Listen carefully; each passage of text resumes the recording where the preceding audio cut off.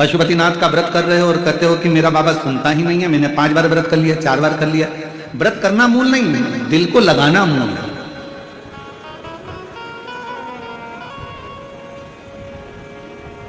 कितना सुंदर कहा है। सोमवार का व्रत है, पशुपतिनाथ का व्रत है, 16 सोमवार का व्रत है, संकट सोमवार का व्रत है, प्रदोष का व्रत है, शिवरात्रि का व्रत है। उस दिन बेलपत्र को, जिस दिन आपका व्रत होता है उस दिन बेलपत्र को नहीं तोड़ा जाता। कितना सुंदर वर्णन है, जरा सुनिएगा शिव महापुराण का, लिंग पुराण का ये वर्णन, शिव पुराण का, स्कंद पुराण का ये वर्णन, ध्यान रखना। जिस दिन आपका सोमवार का व्रत है उस दिन बेलपत्र नहीं तोड़ा जाता। जिस दिन आपका पशुपतिनाथ का व्रत है उस दिन आप बेलपत्र नहीं तोड़ोगे वृक्ष। जिस दिन आपका प्रदोष का व्रत है उस दिन बेलपत्र नहीं तोड़ोगे। जिस दिन आपका 16 सोमवार का व्रत है उस दिन बेलपत्र नहीं तोड़ोगे।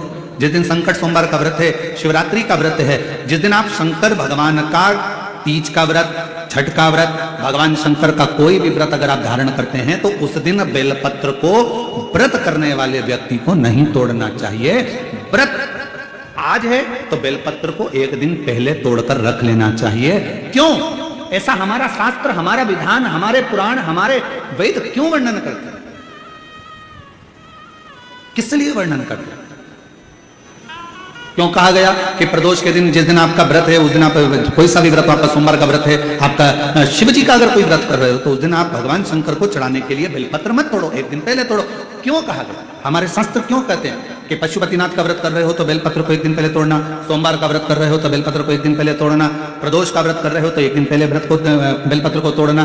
एक दिन पहले उस बेलपत्र को क्यों तोड़ा जाता है? जिस दिन हमारा व्रत रहता है उस दिन हम बेलपत्र क्यों नहीं तोड़ सकते? तो हमारा शास्त्र कहता है, शिव महापुराण वर्णन करती है कि जिस बेलपत्र की पूजन आप साल भर में अगर एक दिन भी आपने बेलपत्र को जल चढ़ाया है, एक दिन भी बेलपत्र को नमन करा है, एक दिन भी बेलपत्र के वृक्ष को यदि तुमने पूजा है, साल भर में एक दिन भी आपने अगर बेलपत्र की आराधना करी है, तो आप जब जब सोमवार का व्रत रखती हो, प्रदोष का व्रत रखते हो, आप जब जब शिवरात्रि का व्रत रखते हो, आप जब संकट सोमवार का व्रत रखते हो, पशुपति व्रत रखते हो, तो तुम्हारे उस व्रत को सफल बनाने के लिए बेलपत्र का वृक्ष भी तुम्हारे लिए व्रत रखता है, जिससे तुम्हें उस फल की प्राप्ति।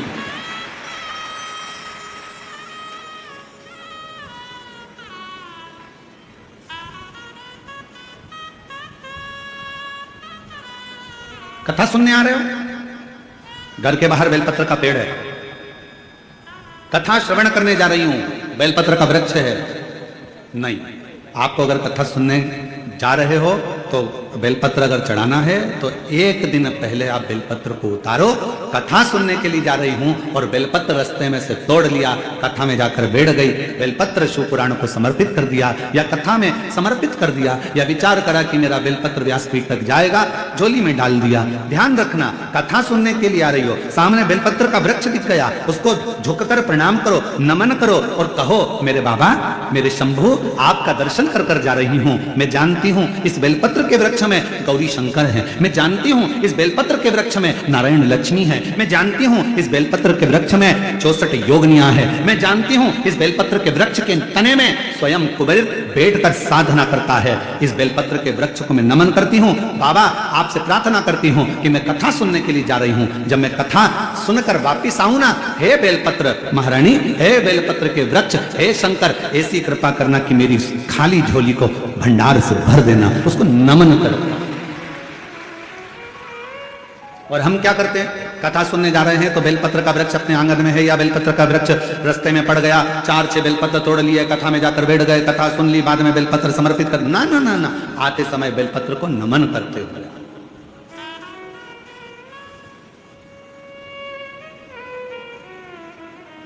प्रणाम करते हुए,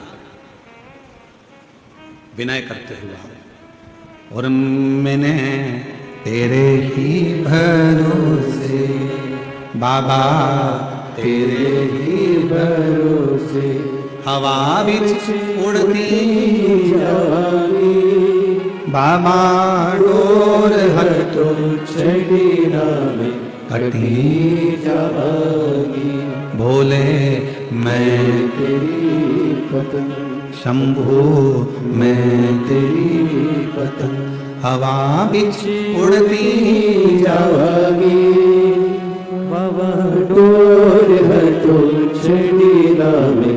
कटी जाएगी, बोले मेरी आप उसको नमन करिए।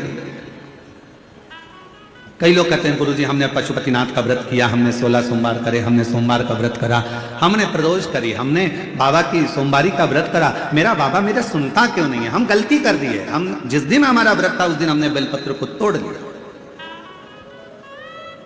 उतार लिया, हम भूल गए। हम सबसे कहेंगे अगर YouTube पर हमारी पूर्व की कथा डली हो, एक पुष्प शिव महापुराण की कथा, त्रिपुंड शिव महापुराण की कथा, बेलपत्र शिव महापुराण की कथा, जब पुरानी जो YouTube पर हमारे YouTube पर अगर डली हो तो वो कथा को आप निकालना, उसको एकांत में बैठकर थोड़ा सा श्रवण करना कि पुष्प का महत्व क्या है। कौन सा फूल जमीन पर गिरा हुआ भी शंकर को स्वीकार होता है, कौन सा पुष्प शिव को किस स्थान पर चढ़ाया जाए, क्यों सोमवार, अष्टमी और ये अन्य जितनी तिथियां होती हैं, अमावस्या, पूर्णिमा, प्रदोष, चतुर्दशी, त्रयोदशी, ऐसा वर्णन उसमें आता है कि इन दिन बेलपत्र को नहीं तोड़ा जाता। अष्टमी, नवमी, ये तिथियां हैं, क्यों नहीं तोड़ा? किस लिए? क्या कारण है कि इन तिथियों पर बेलपत्र को नहीं तोड़ा जाता? तो कहा जब हम रोज बेलपत्र को जल चढ़ाते हैं, शंकर की आराधना करते हैं, तो बेलपत्र के वृक्ष के नीचे बैठकर देवता भी हमारे कल्याण की कामना करते हैं।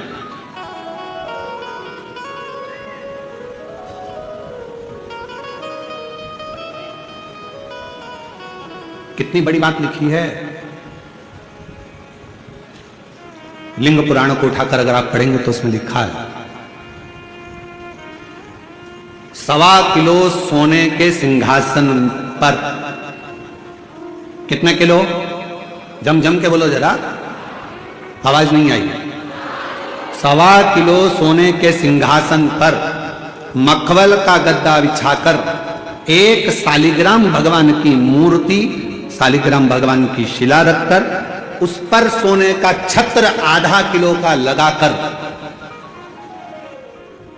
हीरों और पन्नों से शालिग्राम भगवान का श्रृंगार कर किसी को दान करने का फल मात्र एक बेलपत्र शंकर के मंदिर में चढ़ाने से प्राप्त हो जाता है। कितने किलो सोने का सिंहासन? बोलो बोलो, जम के बोलो जरा। 1.25 किलो। छत्र कितने का? 0.5 किलो।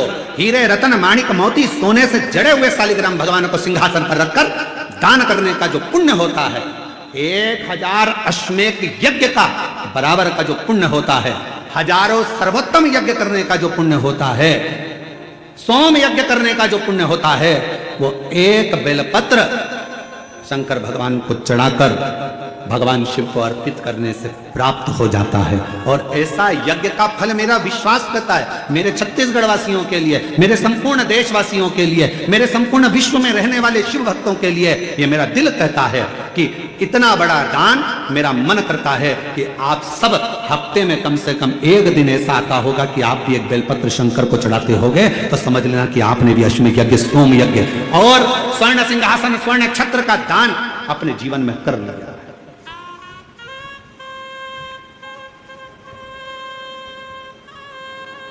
3 वचन भगवान शिव ने पार्वती जी को दिए हैं, सावधानी से सुनिएगा उन वचनों को।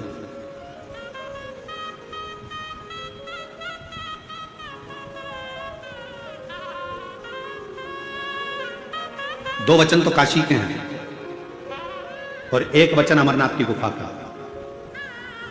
3 वचन मेरे भगवान शंकर ने पार्वती जी को दिए हैं, जिसमें से 2 वचन काशी के हैं कि काशी में शंकर भगवान से पार्वती जी कहती हैं, जिस पति पत्नी में आपस में झगड़ा हो उसमें प्रेम बढ़े, ये वचन दीजिए। शिव जी ने वचन दिया, पति पत्नी अगर झगड़ा करेंगे तो उनमें आपस में प्रेम बढ़ेगा। झगड़ा करने के बाद प्रेम बढ़ता है, स्नेह बढ़ता है। दूसरा वचन दीजिए, काशी में अगर कोई मरेगा तो उसको गुरु मंत्र तुम्हें देना पड़ेगा, तारण मंत्र तुमको देना पड़ेगा। शंकर भगवान ने वचन दिया कि काशी के अंदर अगर कोई मरेगा तो उसको तारण मंत्र में दूंगा, तारक मंत्र में दूंगा। और अमरनाथ की गुफा में 3रे नंबर का वचन भगवान शंकर ने दिया, शिव जी ने दिया। बाबा जग कल्याण के लिए एक वचन चाहिए, क्या? भूल से भी अगर कोई एक बेलपत्र का स्पर्श मात्र कर ले, स्पर्श मात्र कर ले, अगर भूल से भी अगर कोई बेलपत्र को छू ले या बेलपत्र का स्पर्श कर कर आपकी आराधना में या किसी को दान में दे दे, तो वो संसार सागर में दूसरी बार जन्म ना ले, वो आपके धाम में जाकर विराज नहीं। वचन दीजिए। पुनरपि जननम पुनरपि मरणम के प्रपंच से छुड़ा देता है एक बेलपत्र का पौधा।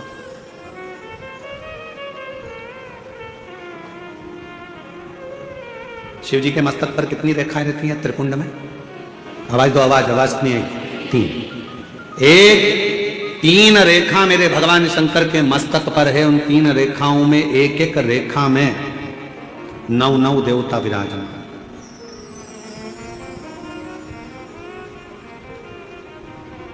एक रेखा में 9 देवता, दूसरी रेखा में 9 देवता, तीसरी रेखा में 9 देवता।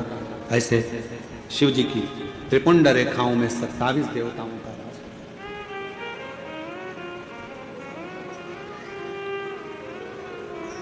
पूरे एक त्रिपुंड में। आप रोड पर से चल के आते हो, बहुत सारे तिलक लगाने वाले आपको मिलते हैं, उन्होंने अपनी थाली में फूल रख रखा है, ऐसा फूल रख रखा है, उस फूल से आपका पूरा सिर रंग देते हैं। बोलो बोलो, सही है कि गलत है? अरे बोलो तो जम के। ऐसा सिर रंग देते हैं और आप उनसे कुछ कहती भी नहीं हो। आपको कहना चाहिए ये सिर रंगने से कुछ नहीं होगा, अगर कुछ करना है तो अपने हाथ की 3 उंगलियां लीजिए और त्रिपुंड खींचिए। कम से कम 27 देवता मेरे मस्तक पर रहना चाहिए। 27 देवता मेरे मस्तक पर रहना चाहिए। चंदन की, भस्म की, रौली की, मौली की। अगर आप किसी भी भस्म का, चंदन का मस्तक पर अगर आप अष्टगंध का भी अगर त्रिपुंड लगा रहे हो तो आपके मस्तक पर 27 देवता त्रिपुंड की 3 लाइन खींचते से ही विराजमान हो जाते हैं। तिलक लगाने वाले फूल रख लिया, फूल से पूरा माथा रंग दिया, रंगने के बाद कह दिया चलो दक्षिणा दो जाओ। उस समय पर आपको कहना चाहिए, मैं कथा में आई हूं, शिव की कथा है, मेरे मस्तक पर त्रिपुंड लगा। त्रिपुंड से मतलब है कि 27 देवता, जब तक मेरे मस्तक पर त्रिपुंड रहेगा 27 देवता मेरे साथ में हर पल हर घड़ी रहेंगे, हर क्षण। पर हम नहीं बोल पाते, उन्होंने लिया फूल से रंग दिया, नहीं नहीं नहीं, हमको त्रिपुंड लगाइए, हमारे मस्तक पर त्रिपुंड होना चाहिए।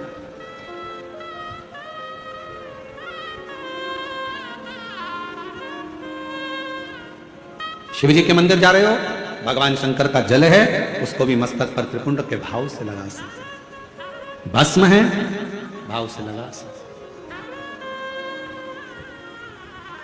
और यदि कुछ भी ना लगा सको तो फिर एक काम करो, शंकर के मंदिर में जब जाओ, झुककर जब प्रणाम करो तो अपना मस्तक शिव के चरणों में झुककर प्रणाम करोगे तो जो शिव भक्त आएंगे उनके चरण की रज आपके जब मस्तक पर लगेगी तो आपका कल्याण कर देगी, आपका उद्धार कर देगी, कल्याण कर देगी।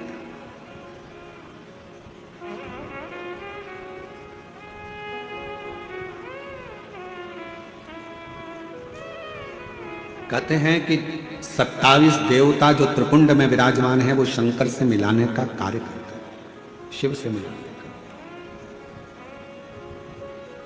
बाकी सी लटक गई नैनों में अटक गई, कब तुम दर्श दिखाओगे।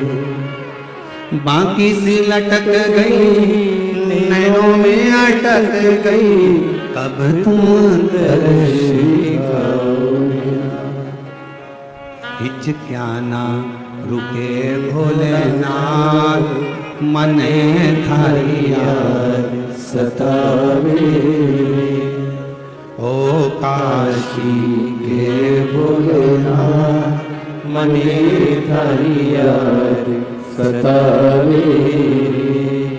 याद सतावे रुदन आवे, याद सतावे रुदन आवे, याद सतावे।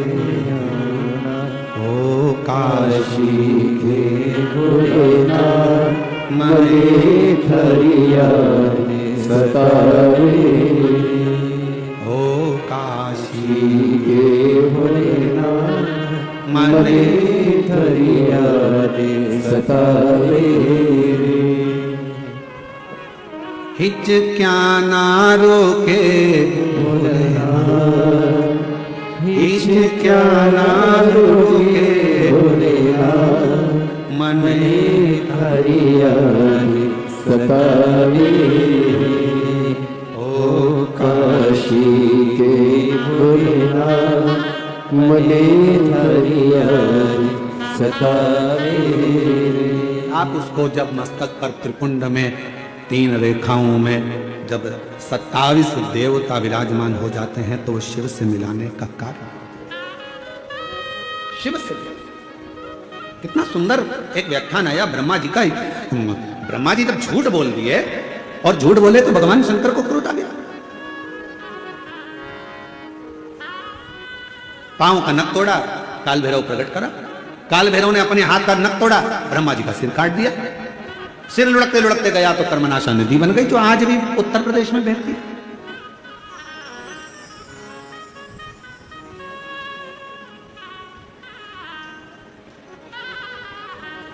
निवेदन करा भगवान विष्णु ने भगवान शिव जी से, बाबा ब्रह्मा जी का सिर कटा है, ये कटा हुआ सिर ना जाने कहां जाएगा, आप कृपा कर कर इसको वटवृक्ष बना दीजिए।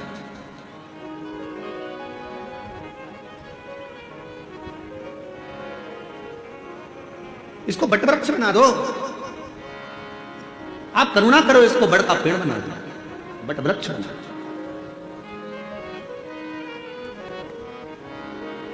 शिव जी ने भगवान नारायण की बात सुनकर ब्रह्मा जी के कटे हुए सिर को बड़ का पेड़ बना दिया। शंकर भगवान उसी बड़ के पेड़ के नीचे विराजमान हो गए। शिव जी का नाम बटकेश्वर महादेव। बटकेश्वर महादेव एक नाम शंकर जी का ऐसा है जो व्यक्ति के कर्जे को समाप्त करता है।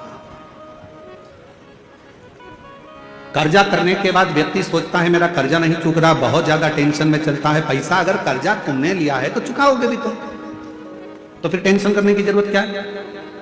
ज्यादा कर्जा हो गया महाराज, अब क्या करें। पति और पत्नी इतने डिप्रेशन में पहुंच गए कि आखिरी में अपने शरीर को ही त्याग दिया, मरने की तैयारी कर ली। ना ना ना, शिव महापुराण की कथा कहती है कर्जा तुमने करा है, कर्जा तुमने लिया है, चुकाओगे भी तुम, घबराना नहीं। कर्जा ज्यादा हो जाए तो बड़ के पेड़ के नीचे श्री शिवाय नमस्तुभ्यम का जाप करिए। बट वृक्ष के नीचे अगर कोई शंकर का शिवलिंग है उसका पूजन करिए।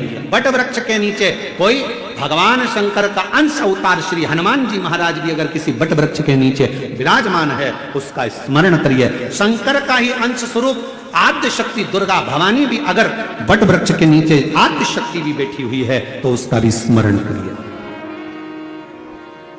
बट वृक्ष के नीचे कोई देवता अगर विराजमान है उसका पूजन करिए, उसकी आराधना करिए, उसकी अर्चना करिए, उसका फल आपको मिलेगा, कर्जे से मुक्ति होगी।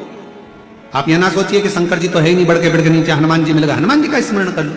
देवी जी मिल गई, देवी जी का स्मरण कर लो। शिव जी मिल गए, शिव जी का। सब एक। शिव महापुराण की कथा किसी देवता को तोड़ना नहीं बताती कि राम अलग है कि कृष्ण अलग है कि शंकर अलग है कि देवी अलग है कि देवता अलग है। शिव महापुराण की कथा कहती है सब में शिवोहम शिवोहम शिवोहम, सब में शिव समाया है। कथा वाचने वाला भी शिवमय और कथा सुनने वाला भी शिवमय होता है, कथा करवाने वाला भी शिवमय होता है। कहीं शिव से परे कुछ भी नहीं।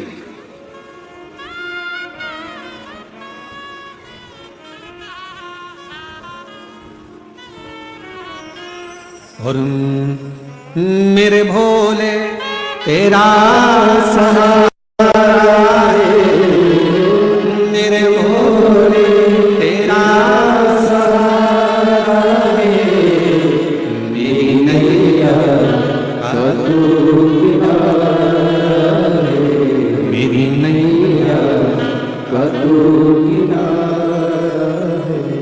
मेरे बाबा तुझे पुकारा है, मेरे बाबा तुझे पुकारा है, मेरी नैया का तू किनारा है। थोड़ा संघर्ष हो सकता है, थोड़ा कर्जा लिया है तो थोड़ा टेंशन हो सकता है, पर टेंशन बहुत बहुत स्मरण रखिए। बादल टूटता है तो पानी बनता है, बोलो सही है कि गलत है? बादल टूटता है, पानी बनता है। पृथ्वी पर मिट्टी टूटती है। अगर मिट्टी टूटती है तो अन्न बनता है। खेत को तैयार करने के लिए मिट्टी को तोड़ना पड़ता है। और वो बीज जो मिट्टी में गया है, वो मिट्टी में बीज टूटता है तो पेड़ बनता है। बादल टूटा, पानी बना। मिट्टी टूटी, फसल बनी। बीज टूटा, पेड़ बना। और इंसान जब टूटता है तो कोई अच्छा इंसान बनता है। किसी ने गाली दी, टूटना मत ही, वो तोड़ेगा तुमको। गाली दिए, अपशब्द कहा, ताने दिए, बहुत आड़ा टेढ़ा बोला, खूब बद्दुआ दी, खूब शराब दिए, खूब आड़ा टेढ़ा बोला, वो आपको तोड़ रहा है। और जब जब टूटा है तब तक कुछ ना कुछ बना है, कुछ ना कुछ। अगर कोई तुम्हें तोड़ रहा है तो चिंता ना करना, अपशब्द कह रहा है चिंता ना करना, गाली दे रहा है चिंता ना करना, ताने दे रहा है चिंता ना करना। तुम जब अंदर से टूट जाओगे, टूटने के बाद जब कुछ बनोगे, निखरोगे, तो दुनिया उस चमक को देखकर स्तुप्त रह जाएगी कि इतना चमकता है टूटने के बाद। सास ने गाली दे दी, तुमने पलटकर जवाब दे दिया, उत्तमता नहीं है। बहू ने अपशब्द कहा तो सास ने पलटकर जवाब दे दिया, उत्तमता नहीं है। इस मामले में श्रीमद् भागवत को पढ़ना चाहिए। किस किस ने सुनी है श्रीमद् भागवत कथा? जरा हाथ उठाओ। जिन जिन्होंने भागवत सुनी है जरा हाथ उठाओ। सब लोग सुनी है? सबने रख लो। द्रौपदी का चरित्र सुना है कि नहीं सुना है? अरे बोलो तो जम के। सुना है? क्या सुना था द्रौपदी के चरित्र में? द्रौपदी के सोते हुए 5 पुत्रों का वध कर दिया था अश्वत्थामा। बोलो सही है? द्रौपदी के सोते हुए 5 पुत्रों का वध कर दिया। मालूम पड़ा अश्वत्थामा ने मेरे पुत्र को मारा है। रो पड़ी, चीख पड़ी द्रौपदी, आवाज लगा रही है, स्वामी स्वामी स्वामी। पति द्वारकाधीश के चरणों में चरण दबा रहे थे। आवाज पहुंच गई द्वारकानाथ के पास में। द्वारकानाथ ने कहा, अरे भीम भाग कर जा, अर्जुन जल्दी भाग कर जा, द्रौपदी चिल्ला रही है। भीम ने कहा, अर्जुन ने कहा कि हम आपका चरण सेवा छोड़ दें? हाँ हाँ, जाओ जल्दी से जाकर देखो क्यों रो रही है, क्यों चिल्ला रही है। जाकर सूचना मिली कि द्रौपदी के रोने का कारण इतना था कि द्रौपदी के 5 पुत्र जो सो रहे थे पलंग पर, उसको अश्वत्थामा ने काट दिया, शीश काट दिए, मार दिया। भीम अर्जुन ने कहा, क्या हुआ द्रौपदी? मेरे पुत्रों को मारा गया है। भीम अर्जुन दौड़ कर गए, अश्वत्थामा को पकड़ कर लेकर आए, द्रौपदी के सामने लाकर खड़ा कर दिया। हाथ में तलवार दे दी द्रौपदी के, ले द्रौपदी तलवार, इसने तेरे 5 पुत्रों को मारा है तो इसका शीश काट। सुनिए श्रीमद् भागवत। अरे बोलो तो। ए द्रौपदी, इसने तेरे बेटों को मारा है तो इसका शीश काट। ये ले तलवार, और तलवार लेकर काट शीश, मार दे। द्रौपदी तलवार को नीचे फेंक दी। द्रौपदी ने तलवार को नीचे फेंका, और तलवार को नीचे फेंक कर द्रौपदी ने भीम से कहा, क्या कह रहे हो? अश्वत्थामा को मार दूं? हाँ, ये मेरे गुरु का पुत्र है। तो क्या हुआ? इसने तेरे पुत्र को मारा था तो गुरु के पुत्र को मार दे। द्रौपदी मुस्कुरा कर कहती है, स्वामी, कोई कुत्ता यदि हमको काट लेता है तो हम कुत्ते को नहीं काटते हैं। काटते हैं? होता है अपनी तरह ऐसा। हमने तो कभी मध्य प्रदेश छत्तीसगढ़ में ऐसा नहीं देखा कि कुत्ता अपन को काटे तो अपन कुत्ते को काटे। और कहीं ऐसा होता हो तो बात दूसरी है कि कुत्ता काटे तो अपन कुत्ते को काट लो, बिच्छू अपन को काटे तो अपन बिच्छू को काट लो, सांप अपने को काटे तो अपन सांप को काट लो। ये हमारा सनातन धर्म नहीं सिखाता, ये मेरा शंकर की कथा नहीं सिखाती कि कोई कुत्ता यदि हमको काटे तो हम कुत्ते को काटें। ये श्रेष्ठता नहीं है। शिव महापुराण की कथा कहती है, कोई अपशब्द कहे, कोई ताने दे, कोई गाली दे, कोई आड़ा टेढ़ा बोले, उस समय पर द्रौपदी जैसा विचार रखना, तलवार को नीचे पटक देना और कह देना कि समय आएगा सब बताएगा। इसके मस्तक पर लगी हुई मणि को निकाल लो। भीम ने अश्वत्थामा के मस्तक की मणि को निकाल लिया। अश्वत्थामा के सिर पर घाव हो गया। वो घाव अश्वत्थामा आज तक नहीं भर पाया, सारी दुनिया में घूमता है। हमने तो सुना है छत्तीसगढ़ में एक शंकर जी का मंदिर ऐसा है जहां पर अश्वत्थामा आज भी आता है। छत्तीसगढ़ की भूमि पर एक शिव का मंदिर ऐसा है जो पहाड़ों पर, पर्वतों पर, अमरनाथ केदारनाथ जैसा पहाड़ों के मध्य में है, और वहां आज भी अश्वत्थामा आता है और वहां के दियों का घी लेकर अपने मस्तक पर लगाता है। जरा विचार करिएगा, जो घाव अश्वत्थामा के मस्तक पर हुआ वो आज तक नहीं भराया। अब शब्द कहने वाले की जिंदगी में एक घाव उसकी दिल में अपने आप हो जाता है, वो जीवन भर मरते दम तक नहीं भरा पाता है। कुत्ता काटे, आप कुत्ते को मत काटो। अब शब्द कहने वाले से शब्द ना कहिए, गाली देने वाले को गाली ना दीजिए, आड़ा टेढ़ा बोलने वाले को आड़ा टेढ़ा ना कहिए। थोड़ा धैर्य रखिए, थोड़ा इंतजार, थोड़ा अपने कर्म से पीछे मत हटो, अपना कर्म चलते चलते करते चलते। बस एक काम करना कि मत बुरे कर्म कर बंदे वरना पछताएगा, भगवान की आंखों से तू बच नहीं पाएगा, तू बच नहीं पाएगा। अरे वो अज्ञानी मत करना, अरे वो अज्ञानी मत करना।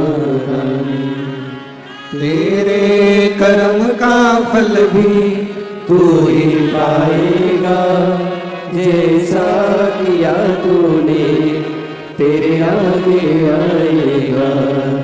मत बुरे कर्म कर बंदे वरना पछताएगा, भगवान की आंखों से तू बच नहीं पाएगा, तू बच नहीं पाएगा।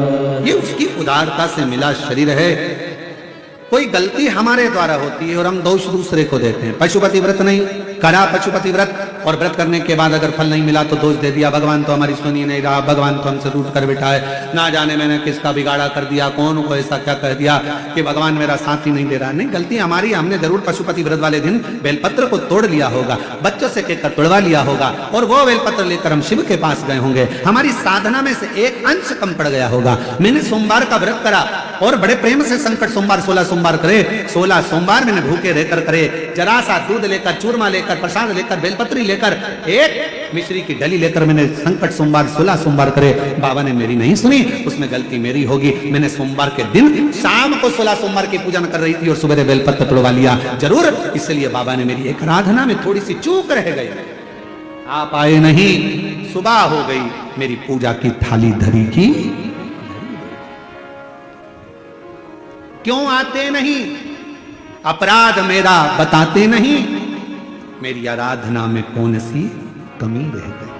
क्या कमी रह गई मेरी आराधना में? कौन सी भूल रह गई मेरी आराधना में? नहीं तो तू तो सुनने वाला, त्रिकालदर्शी, कैलाशी, अविनाशी, तेरा तो केवल नाम का स्मरण करने पर तू तार देता। एक पत्र है, अच्छा है, देखिए।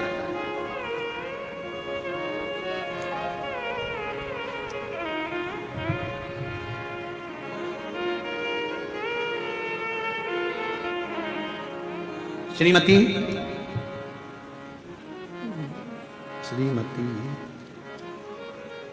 क्या लिखा है? चलो पत्र में पढ़कर सुनाओ। एक तो नाम श्रीमती छाया है, छत्रा, अच्छा, श्रीमती छत्रा साहू, सेक्टर 11 भिलाई से आई हो। कहीं बैठी हो तो हाथ हिला सकती हैं। 2022 से कथा सुन रही। गुरुदेव, मेरा बेटा को 15 साल से मिर्गी का झटका आता था। 15 साल से मिर्गी का झटका आता था। बाबा की ऐसी कृपा हुई, बेलपत्र, शिव को एक लोटा जल और शिव महापुराण, कहीं बैठी हो तो बेलपत्र लेने के लिए आ सकती है। छत्रा साहू, सेक्टर 11 भिलाई से आ सकती है। बाबा की ऐसी कृपा हुई, 15 साल से जो मिर्गी का झटका मेरे बेटे को आता था, बाबा की कृपा से उसका झटका आना बंद हो गया। मैं बाबा को यहाँ प्रणाम करने के लिए आया। विश्वास, शिव की आराधना। एक पत्र और अच्छा है, देखिए।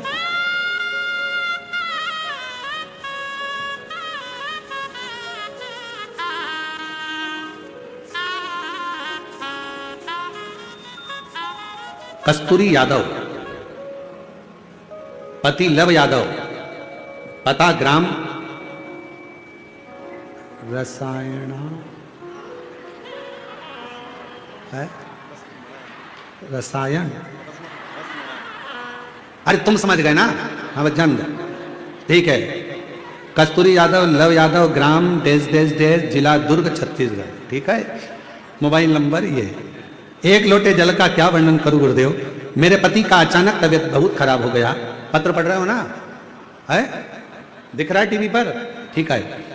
तबीयत खराब हो गया, कहीं बैठी हो तो आ सकती हैं। कहां पहुंचे थे?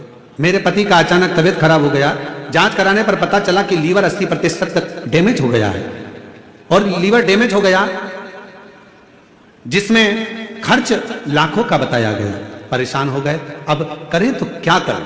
फिर हमने कथा सुनना, रुद्राक्ष का जल, रुद्राक्ष लेकर आए, उस रुद्राक्ष का जल तांबे के कलश में रखकर शिव जी को चढ़ाते और पति को देना प्रारंभ करा। मैं बाबा को धन्यवाद देने के लिए आई हूं गुरुदेव। हमें नहीं पता कि रुद्राक्ष का जल में ऐसा क्या है, पर एक बात कहती हूं गुरुदेव, रुद्राक्ष का जल में ऐसा क्या है गुरुदेव, जो दवाई भी एक तरफ, और रुद्राक्ष के जल ने मेरे पति का लीवर ठीक कर दिया। 80% लीवर खराब था जो ठीक हो गया। कहीं बैठे हो तो आ सकते हैं। तीसरा पत्र, मैं खिलेश्वरी साहू, पति श्री कमलेश साहू, ग्राम संबलपुर, जिला राजनंदगांव, छत्तीसगढ़ से हूं। गुरुजी, मेरी शादी को 11 वर्ष हो गए थे, कोई संतान का सुख नहीं था। इलाज करवाया डॉक्टरों का, वेदों का, सभी को, किंतु किसी प्रकार से हमारी परेशानी कम नहीं हुई। और हम लोग बच्चा गोद लेने हेतु प्रयास किया, उसमें भी 3-4 साल का समय लगेगा बोले। ऐसी बीच मेरी भाभी ने आपकी कथा टीवी पर सुनने का बोला और उपाय करने का कहा। मैंने भी कथा रायपुर गुड़ियारी में जाकर सुनी और 5 दिन कथा सुनकर बाबा से विनती करी, और बाबा की ऐसी कृपा हुई कि बाबा ने करुणा कर दी। और 16 अगस्त 2023 को मेरे घर में 11 साल के बाद संतान की प्राप्ति हो गई। मैं बाबा को यहाँ प्रणाम करने के लिए आई हूँ, अगर कहीं बैठे हो तो आ सकते। और तेरी कृपा का भरोसा कब किस पर होगा, जरा सी हम पर कर दो, ओ जरा सी हम पर कर दो।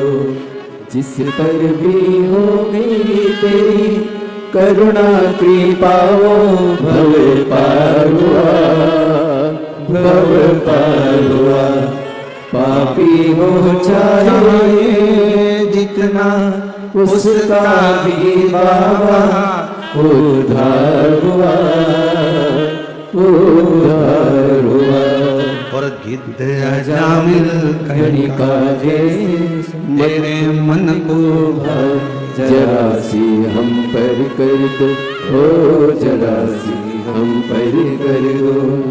तेरी कृपा का क्या है भरोसा, कब किस पर हो जाए, जरा सी हम पर कर दो, ओ जरा सी हम पर कर दो। आप शिव को भजो।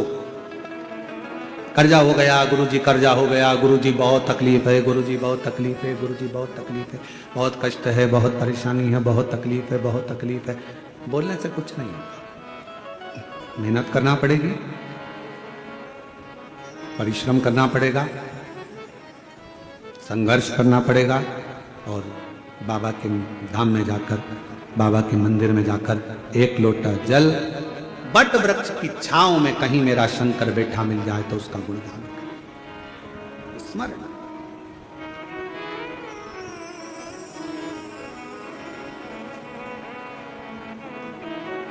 ध्यान देना थोड़ा सा।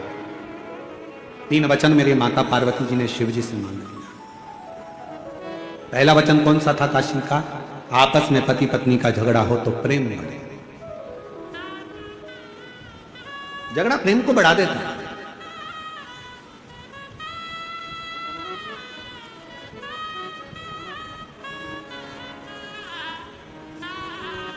इसलिए हम कई बार माताओं से कहते हैं कितना भी झगड़ा हो जाए तो लड़के मायके मत जाओ।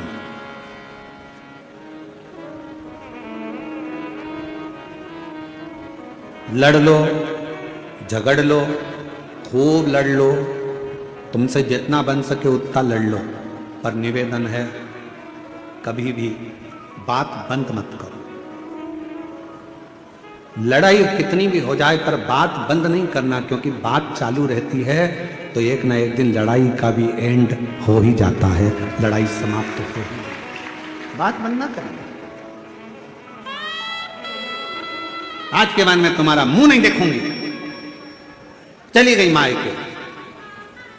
मायके जाते से दिमाग इतना डिस्टर्ब हो गया, मम्मी ने कहा चाय पी ले, नहीं पी।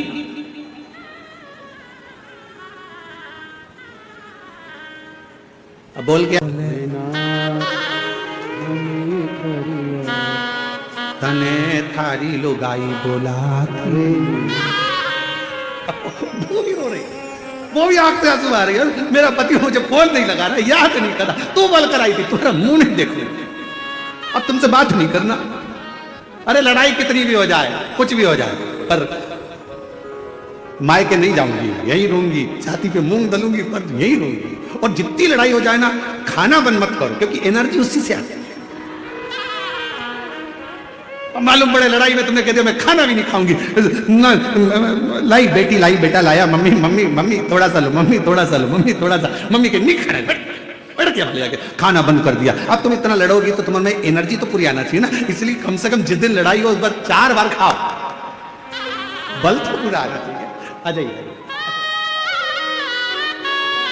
और बाकी सी लटक गई और नैनों में लटक गई, कब तुम दर्श दिखाओगे, बाकी सी अटक गई, नैनों में अटक गई, कब तुम दर्श दिखाओगे।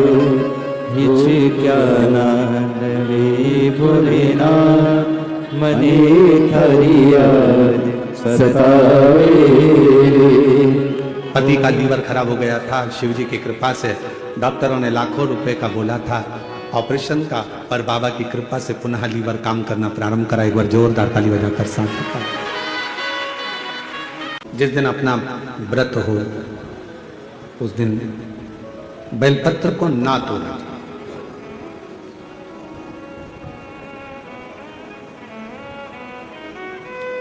ब्रह्मा जी का सिर कटा,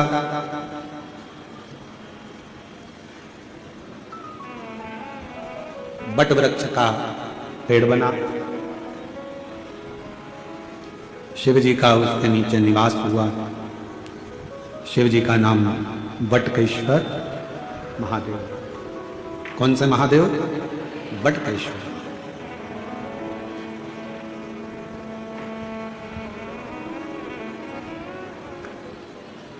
यदि कर्जा हो भी जाए तो बड़ के पेड़ के नीचे बैठकर भगवान शिव का स्मरण मात्र। 3 वृक्ष कहे हैं, एक बेलपत्र का वृक्ष, एक पीपल का वृक्ष, एक बड़ वृक्ष। आ जाइए।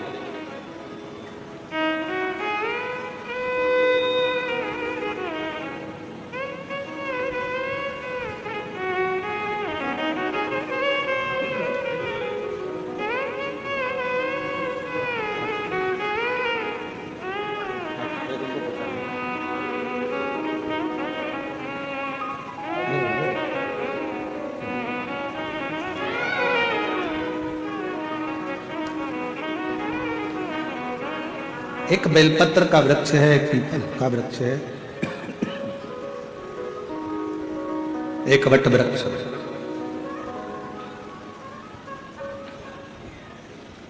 यदि मान लो अगर कोई संपदा की कमी हो भी जाती है, कर्जा बहुत मात्रा में बढ़ भी जाता है, तो इन 3 वृक्ष के नीचे बैठकर शिव की आराधना करने से और अपनी मेहनत को 4 गुना बढ़ाकर करने से, परिश्रम करने से धन की मात्रा बढ़ना प्रारंभ हो जाती है, संपदा बढ़ना प्रारंभ हो जाती है।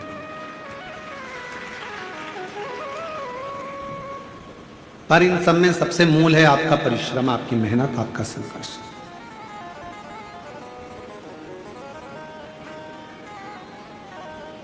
अपना कर्म। ब्रह्मा जी का सिर कट गया, एक शीश चला गया, भगवान नारायण ने भगवान शिव से कहा, जो शीश रहे हैं, 4 शीश जो रह गए हैं, वो 4 शीश कभी जिंदगी में कोई उसे काट ना पाए, उसके लिए ब्रह्मदेव को क्या करना चाहिए?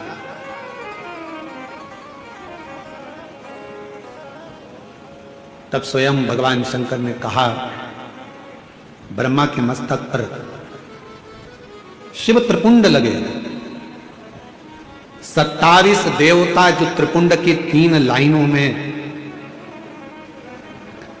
27 देवता जो त्रिपुंड की 3 लाइनों में विराजमान हो जाते हैं, तो उस शीश को काटने वाला संसार में जन्म नहीं ले पाता है। एक त्रिपुंड में वो बल होता है, एक त्रिपुंड के अंदर वो शक्ति होती है। और फिर निवेदन करें, जितने भी माताएं यहाँ कथा सुन रही हैं, जितने भाई शिव महापुराण की कथा में आए हैं, जितने जीजा जीजियां यहाँ आए हैं, बच्चे बेटा बेटी, मेरे बुजुर्ग माता पिता यहाँ आए हैं, या जितने भी शिव भक्त इस कथा को आस्था चैनल के माध्यम से, फेसबुक यूट्यूब के माध्यम से अगर श्रवण कर रहे हैं, तो निवेदन करूं कि शिव मंदिर का चढ़ा हुआ मात्र जल भी अगर आपके मस्तक पर सिंचन हो जाता है, या उस शंकर भगवान के चढ़े हुए जल का हम आचमन मात्र कर लेते हैं, तो हमारे शरीर की सारी इंद्रियों को वो जल साफ कर सकता है।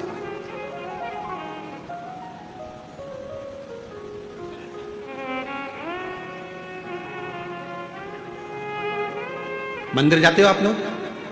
जम के तो बोलो, जल चढ़ाते हो रोज? बहुत बढ़िया।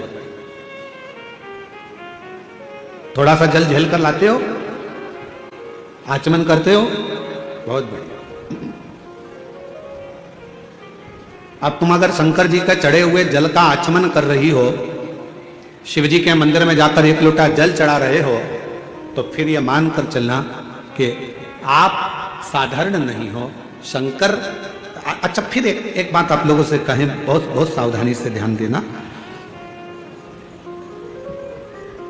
तुम्हारे घर में किसी को झाड़ू लगाने के लिए या पोछा लगाने के लिए, हर कोई तुम्हारे घर में झाड़ू लगाने अंदर चले जाएगा क्या?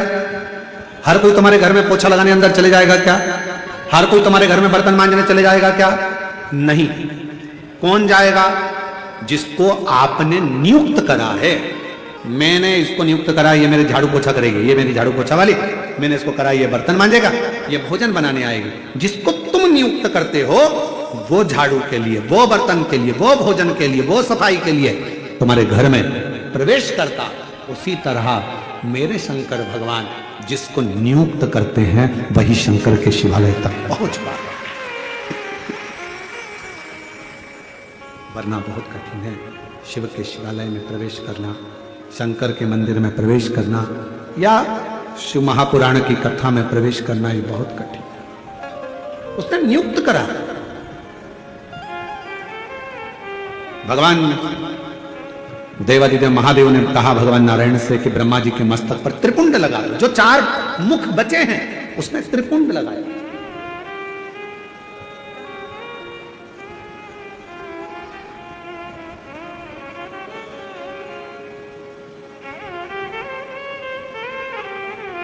कई लोग हमसे कहते हैं, गुरुजी आपके जो तिलक में चंदन की ये 3 बिंदियां नजर आती है त्रिपुंड के भाव से, तो ये 3 बिंदियां अर्थात 27 देवता इस मस्तक को संभालने के लिए रहे। 27।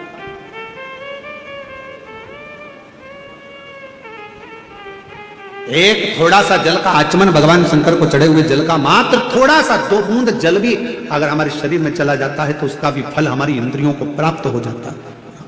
दोष, हमारी तकलीफ, कष्ट, हमारी तकलीफें सब धीरे धीरे समाप्त हो, सब समाप्त। और शंभु शरण मांगू घड़ी रे घड़ी, दुख काटो दया करी दर्शन आपो।